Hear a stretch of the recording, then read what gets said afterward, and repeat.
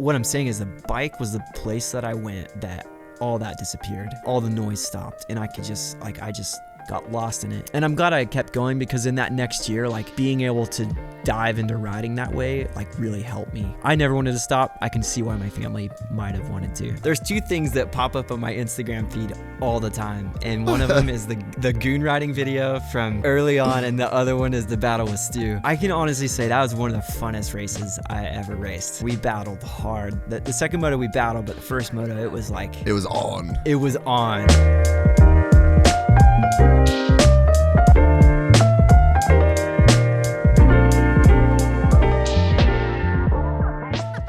Gypsy. To go back to, I guess, 12 and your life kind of changing after what happened to your dad. I mean, what did life look like at that time? And then, you know, how did the racing kind of evolve through that? And like, was it ever a thing where it's like you were not going to keep racing or? Yeah, I remember. So I lost my dad May of 2003, and then, you know, still went and did Loretta's, which was probably too soon, you know. But I remember, you know, it was just horrible for me. Like I just like there's a whole year in there that just like, I think I was probably so numb that I was just like kind of existing and going through the motions. But Loretta's went bad. And it was kind of like, I really started to miss my dad through things like getting to the races. You know, all of a sudden you have a blowout on the side of the road and like it's you and your mom and your brother and you're like, oh man, you know, yeah. It'd be really great to have, you know, dad here, like to kind of help walk you through changing a tire, you know.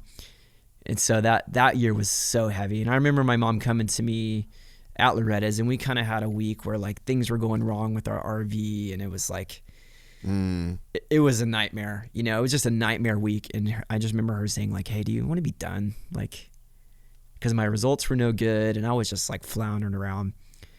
And I just remember going like, man, it was the one thing in my life that I still like really enjoyed. Like I could hop on a bike and I could disappear from, you know, the big feelings I was having and the weight that you were feeling. The weight and just like one of the hardest things about losing a parent is the way people look at you. It's like everywhere you go, there's like an ultra sensitivity to you that is it almost like makes a it reminder. harder. It's like a constant reminder.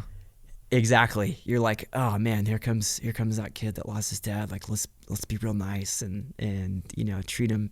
So I guess what I'm saying is the bike was the place that I went that all that disappeared. All the noise stopped and I just got lost in it. So I never wanted to stop, but I can understand why my mom was like, maybe we should be done. And I'm glad I kept going because in that next year, like being able to dive into riding that way, like really helped me. I really got a lot better from like 2004 to 2005 to 2006. Like those 3 years compounded in like a really big progression for me. I went from like a, you know, top 5 guy to a guy that was winning races and winning championships in the amateur scene. And so in my mind, I never wanted to stop, but I can, like in my family, it was hard on my mom too, to be responsible for that, you know, on her own. So I never wanted to stop. I can see why my family might have wanted to. Yeah. And so you said earlier that, you didn't feel the loss until a bit later on. Like when did it hit you? I remember it really hitting me when I was 18. I think like it for sure hit me from that time on, but you know, there's processes in our minds that we can bury things. Yeah. I really buried it. And I remember, you know, I had my property and it was so hard to like figure out how to take care of all that. Even though I wasn't doing a lot of the work, it was in my mind a lot. And I remember going like, man, I wish I had, you know, I would see guys like like Dungy, his dad was there. RV, his dad was there. And I remember just thinking, man, I wish I had a dad right now to kind of like do this with me, because I just feel like I'm sinking here.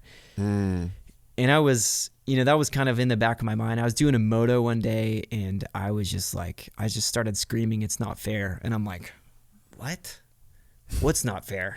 Like, I'm doing a moto here. Like, just get back with it. And I became hysterical. And I just remember going home and going like, "Mom, I don't know what's going on with me." But and that was kind of the beginning of seeking kind of some mental help to process that.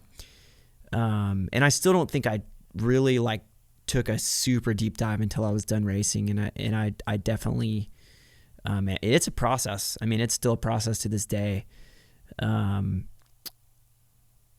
When you bury trauma like that, it rises to the surface at some point, and it definitely rose to the surface for me that day when I was 18. Yeah, that was going to be one of my next questions, was like, did you ever get therapy and stuff, like actual therapy? Yeah, and I did. I kind of went the first little bit was kind of like, a lot of churches offer like a free counseling and that kind of thing, and that was great. It definitely helped get me through, a really hard time.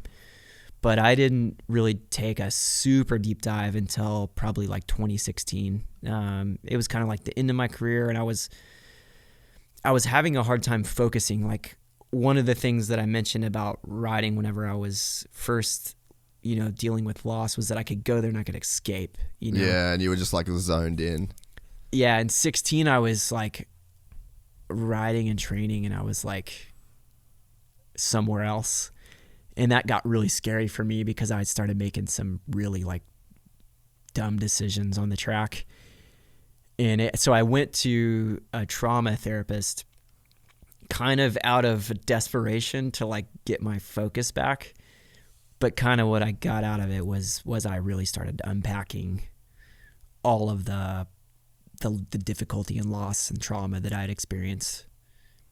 Yeah, no, man, I honestly can't imagine what that would be like to kind of have to deal with in the midst of all the pressure and all of the new things that, you're kind of having to deal with as well. And did it change at all, or like, was there any extra stuff that kind of came out when you had kids as well? Like, does that bring its own like set of challenges with it?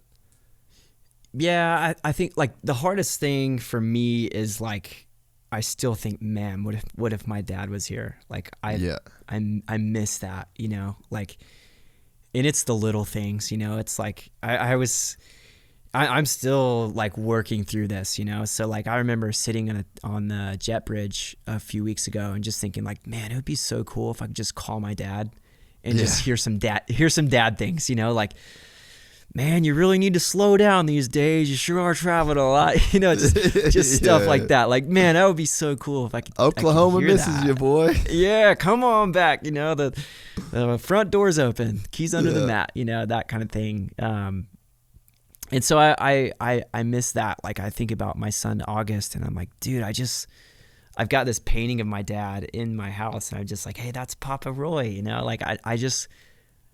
It's a bummer to me that he'll never get to meet his grandpa, and just things like Father's Day, it's like a weird dichotomous thing for me, because it's always been like, I hate Father's Day, like I hate the reminder and the way people are around me on Father's Day. But here I am as a dad wanting to be a great dad, and so it's like a happy day, but it's like a sad day all at the same time. So yeah, but I think more than anything, I miss the presence of my dad, but that's my goal with my son, is I want to be there, and in a way it's like, because my dad wasn't there, I want to be there. So I think that's kind of how it's translated into being a father myself. We're excited to announce the launch of our new membership site, gypsytales.com. packed with exclusive content and perks that you won't find anywhere else. This is your chance to become a part of the Gypsy Gang. And as a special bonus, if you sign up to an annual membership, you'll be entered into the draw to win our custom-built TC125. Gypsy Gang.